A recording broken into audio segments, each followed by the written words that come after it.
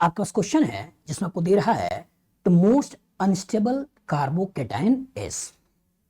ए option दे रहा है CH3 CH2 plus, B option दे रहा है Cl CH2 CH2 plus, C option दे रहा है CH2 CHO और डी ऑप्शन दे रहा है CH2O CH3। चलिए एनालाइज करिए। क्वेश्चन क्या है, the most unstable carbocation is. कौन सा कार्बोकेटाइन सबसे ज्यादा अनस्टेबल है? ए ऑप्शन कुछ ऐसा, B A, C A, D A. Most unstable कैसे निकालोगे? स्टेबिलिटी अनस्टेबिलिटी के लिए आपको केवल इलेक्ट्रॉनिक इफेक्ट ही तो देखना है। और अगर कहानी कार्बोकेटाइन का है तो एकदम कॉन्सेप्ट क्लियर रखिए कि कार्बोकेटाइन बताइए इलेक्ट्रॉन रिच या इलेक्ट्रॉन डेफिशिएंट। क्या बोलोगे? इलेक्ट्रॉन डेफिशिएंट है, ऑक्टेट में इलेक्ट्रॉन केवल 6 है, 8 होना चाहिए, 2 इलेक्ट्रॉन की कमी है, इलेक्ट्रॉन डेफिशिएंट है। मतलब अगर इससे कभी इलेक्ट्रॉन डोनेटिंग ग्रुप लगा दें तो बताओ स्टेबिलिटी बढ़ेगी या कम होगी? बढ़ेगी, रेफरेंस वैल्यू कम होगी। और इससे अगर कभी मैं इलेक्ट्रॉन विड्रॉइंग ग्रुप लगा दूं तो क्या होगा? स्टेबिलिटी कम होगी। तो इलेक्ट्रॉन डोनेटिंग कौन कौन से हो सकते हैं? प्लस एम हो सकते हैं, हाइपर कंजुगेशन हो सकते हैं, प्लस आई हो सकते हैं। इलेक्ट्रॉन विड्रॉइंग कौन से हो सकते हैं? माइनस एम हो सकते हैं, माइनस आई हो सकते हैं। यही तो है।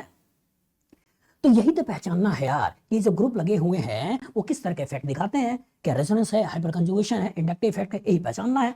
तो हमने आपसे बार बार यही तो बोला है कि सबसे पहले रेजोनेंस पहचानो। तो रेजोनेंस कहाँ कहाँ होता है? रेजोनेंस के लिए आपने पढ़ा है ए डबल बॉन्ड बी, सी के ऊपर पॉजिटिव हो, नेगेटिव हो, लोन पेयर हो, फ्री रेडिकल हो, डबल बॉन्ड हो, ट्रिपल बॉन्ड हो, इसमें रेजोनेंस होता है। दूसरा कहां पढ़ा है? आपने पढ़ा है ए के पास लोन पेयर हो या नेगेटिव चार्ज हो, बी के ऊपर पॉजिटिव चार्ज हो तो रेजोनेंस होता है। आपने कहां पढ़ा है? ए ट्रिपल बॉन्ड बी, सी के ऊपर पॉजिटिव चार्ज हो, नेगेटिव चार्ज हो, लोन पेयर हो, फ्री रेडिकल हो या ट्रिपल बॉन्ड हो तब रेजोनेंस होता है। ये तो पढ़ा है।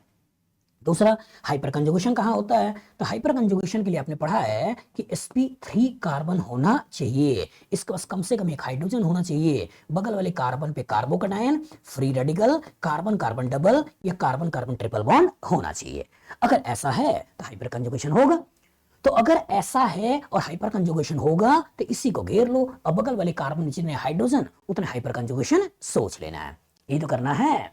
तीसरा क्या है? कहां इंडक्टिव इफेक्ट होगा? तो इसका मतलब अल्काइल ग्रुप है, अगर प्रेशर दे रहा है मतलब कार्बोकेटाइन को स्टेबल बनाएगा। यही पकड़ना है।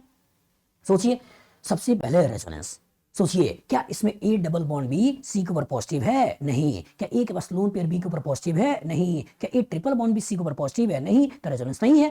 तो हाइपर कंजुगेशन। तो इसी कार्बोकेटाइन को घेरो, बगल वाले कार्बन पे हाइड्रोजन है 3 है, तो दैट मींस इसके पास 3 हाइपर कंजुगेशन है। इधर आ जाओ, इसमें इसमें देखो ए के पास लोन पेयर है, ये बी है, सी के पास पॉजिटिव है, मतलब रेजोनेंस नहीं है।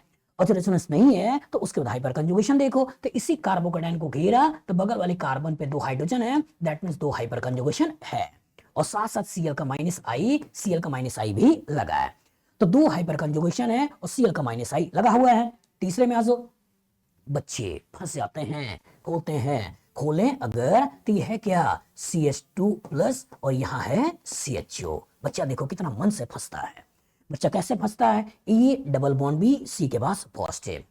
बच्चा कैसे फंसता है? E double bond B C के पास पॉजिटिव। बच्चे को क्या लगता है? यार रेजोनेंस है, रेजोनेंस है। सोचिए कार्बन ऑक्सीजन के बीच में इलेक्ट्रॉन नेगेटिविटी का डिफरेंस और कार्बन के ऊपर पार्शियल पॉजिटिव और 2 पॉजिटिव चार्ज पास पास। सोचो स्टेबिलिटी दे रहे हो, अनस्टेबिलिटी दे रहे हो, अनस्टेबिलिटी दे रहे हो, दैट मींस ये CHO जो है ये माइनस आई का काम करेगा बेटा, ये रेजोनेंस का काम नहीं करेगा। चौथे में आ जाओ, तो यहां पे देखो कार्बोकेटाइन बगल में ऑक्सीजन, ऑक्सीजन के पास लोन पेयर, तो ए के पास लोन पेयर, बी के पास पॉजिटिव। यहां पे क्या है? यहां OR का स्ट्रॉन्ग प्लस सिम लगा हुआ है। तो एक केस में 3 हाइपर कंजुगेशन है, कोई इंडक्टिव इफेक्ट नहीं है, कोई रेजोनेंस नहीं है। दूसरे केस में 2 हाइपर कंजुगेशन है लेकिन साथ में एक माइनस आई है। तीसरे केस में आपका स्ट्रॉन्ग माइनस आई है, कोई हाइपर कंजुगेशन, कोई रेजोनेंस नहीं है। और चौथे केस में आपका स्ट्रॉन्ग प्लस एम है। और पूछ रहा है कि मोस्ट अनस्टेबल बताइए। तो जिसमें इलेक्ट्रॉन डोनेशन होगा इसको स्टेबल बताएं, जिसमें इलेक्ट्रॉन डोनेशन होगा इसको ज्यादा स्टेबल बताएं, या जिसमें इलेक्ट्रॉन विड्रॉल होगा इसमें ज्यादा स्टेबल बताएं, अनस्टेबल बताएं। जिसमें विड्रॉल होगा, इसमें विड्रॉल है लेकिन वीक माइनस आई साथ में देने वाला प्लस हाइपर कंजुगेशन भी है, और इसमें केवल और केवल स्ट्रॉन्ग माइनस आई, तो सबसे ज्यादा अनस्टेबल कौन सा हो गया? सबसे ज्यादा अनस्टेबल आपका यही सी बन गया। तो कॉन्सेप्ट एकदम क्रिस्टल क्लियर होना चाहिए। इलेक्ट्रॉन डोनेटिंग ग्रुप कार्बोकेटाइन को स्टेबल बनाते हैं, इलेक्ट्रॉन विड्रॉइंग ग्रुप कार्बोकेटाइन को अनस्टेबल बनाते हैं। बताओ फ्यूचर में इस तरह का क्वेश्चन आएगा, लगा लोगे? गुड।